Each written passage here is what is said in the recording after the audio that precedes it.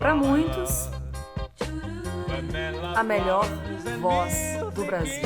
Com vocês, Emílio Santiago. Brother, prepare on a happy way for my love. Vanilla flowers and music. Jesus Christ is my Lord. Jesus Christ is my friend. Jesus Christ is my Lord. Bom, e hoje a gente inaugura uma nova sessão por aqui, atendendo a pedidos. Na verdade, à medida que a gente tem publicado os nossos vídeos, né, do programa nas redes sociais, as pessoas têm interagido e têm pedido para a gente falar de outros artistas, de determinados álbuns. E é essa a ideia, né? Eu e o Romero Carvalho, a partir de hoje, a gente vai incluir aqui na nossa playlist os pedidos de vocês. Na medida do possível, vamos atendendo a todos, né? E a gente começa com um pedido que vem lá da Bahia, do Thales Graciliano. Ele pediu, e hoje falaremos de Emílio Santiago, que ficou muito conhecido, né, e talvez muitos de vocês o conheçam justamente daí, né, de uma série de álbuns com canções, com clássicos da canção brasileira, álbuns produzidos pelo Roberto Menescal, as famosas aquarelas brasileiras, né?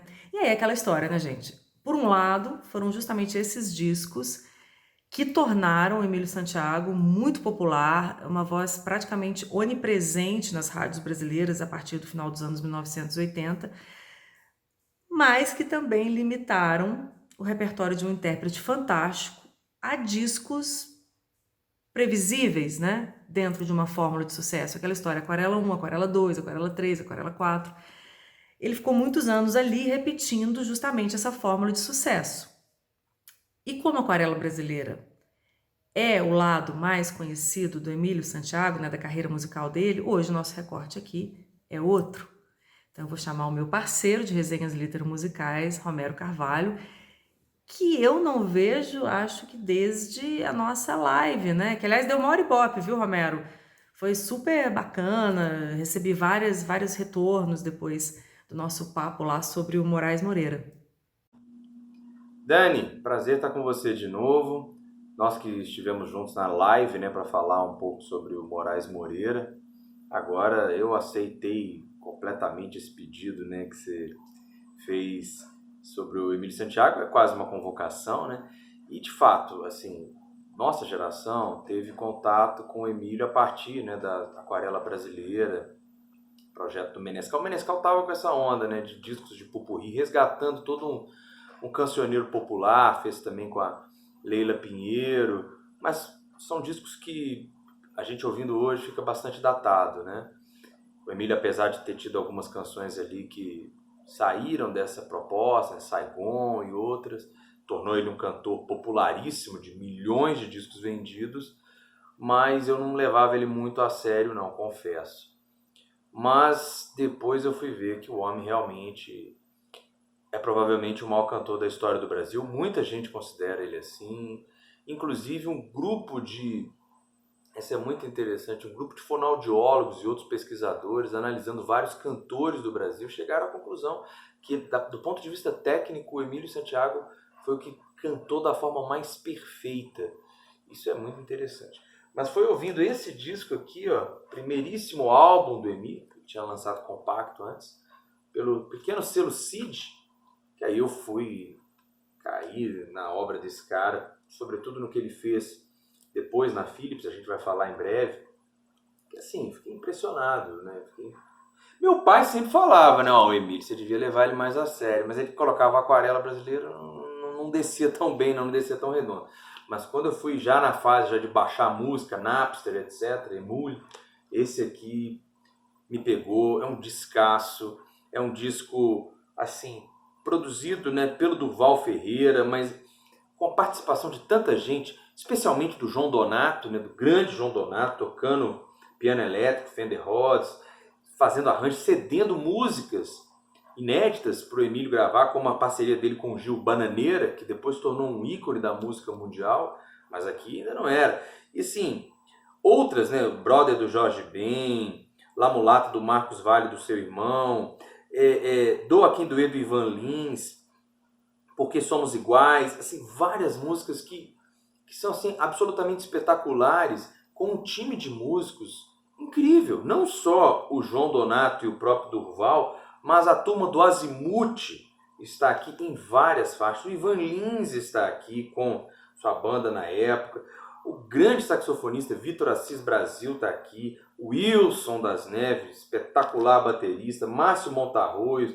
Assim, é um disco, o Novelli no baixo, é um disco absolutamente extraordinário. Reúne um Dream Team aqui, capitaneado pelo Durval e pelo João Donato, com a voz incrível do Emílio Santiago. Porém, infelizmente, esse disco não deu muita repercussão, mas garantiu ao Emílio um contrato com a Philips. A gente fala um pouquinho mais sobre essa parte da carreira dele, mas você fala um pouquinho também sobre o grande cantor de festivais que era o Emílio Santiago.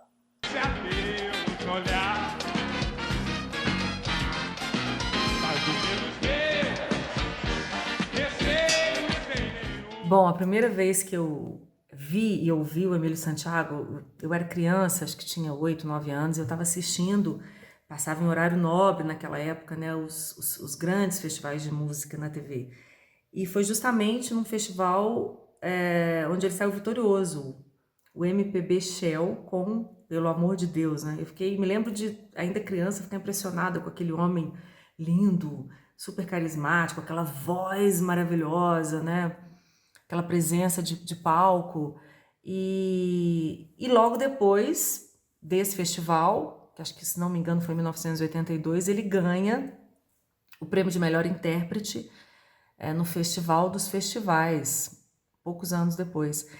E isso é uma coisa que se repetiu na carreira do Emílio Santiago, né? É interessante que ele começa na música conduzido ali por colegas de trabalho, ele chegou a se formar em Direito, inclusive, né? Que ficavam impressionados com a voz, com a maneira dele de cantar. Então, o convencem, ele vai participar de um programa de televisão, muitos de vocês conhecem, eu ainda me lembro também, né? O Flávio Cavalcante, que ao teu lado eu curtia na TV. E ali, desde a primeira aparição dele para o público na televisão, ele já impressionou. No dia seguinte, ele recebe um telefonema de um produtor de uma gravadora e lança o seu primeiro compacto, né? E a partir daí, ele não para mais, né? Realmente uma presença impressionante, né? O Emílio Santiago sempre foi. Só que nesse primeiro momento, ele vai gravar discos até muito sofisticados que não vão tornar o Emílio Santiago um intérprete popular. Na verdade, eu não me lembro, não saberia aqui dizer quantos discos, Romero, ele gravou nessa, digamos assim, nessa fase anterior à Aquarela Brasileira. Bem, o Emílio gravou, Dani, 11, se não me engano, 11 álbuns pela Philips. Porém, por incrível que pareça, discos que nenhum deles vendeu mais de 15, 20 mil cópias, que era considerado até um fracasso. Ele ficou considerado um cantor elitista, que escolhia muito bem o repertório, os arranjos eram muito sofisticados, mas não vendia. Sobretudo nos anos 70, em que ele gravou seus discos mais lindos. Depois ele se tornou um cantor das multidões. O segundo disco dele, logo depois que ele saiu da CID, foi esse aqui, que também... Não, esse aqui. Brasileiríssimas. Esse disco, ele marca o início da parceria do Emílio com o Roberto Menescal. Eles já começam aqui. Menescal já estava na Philips e aqui ele produz esse disco com a mesma estrutura de Aquarela Brasileira, inclusive. Vários popurris, várias músicas, um repertório muito grande. Mas assim, a voz absolutamente espetacular do Emílio. Eu poderia falar desse também, Comigo é Assim, que é um disco muito legal, abre com Nega, é um disco muito bacana, muito divertido, também assim, extremamente bem gravado, extremamente bem tocado, um time de músicos absolutamente incrível, Antônio Adolfo, João Donato, o próprio Roberto Menescal, Sivuca, Zé Menezes, todo mundo nesse disco aqui. Mas eu tenho que falar desse aqui, ó, Feito para Ouvir. esse é meu disco preferido do Emílio Santiago. Esse disco é uma aula de canto. Aula de canto. Qualquer grupo, qualquer turma de canto que se preze, qualquer escola de canto que quer ensinar canto popular, devia colocar como matéria obrigatória uma audição atenta desse disco aqui, que já começa com uma versão de Beijo Partido, assim, do Toninho Horta, completamente arrebatadora. Também participação do Roberto Menescal, aqui fazendo toda a escolha de repertório com Emílio. O Laércio de Freitas, grande Laércio de Freitas nos arranjos. É um disco assim, com uma pegada jazzística, de uma elegância. E assim, o Emílio mostrando, aqui é compacto, é uma amostra compacta, mas não num compacto, né, num álbum, de por que o Emílio pode e deve ser considerado o maior cantor da história do Brasil.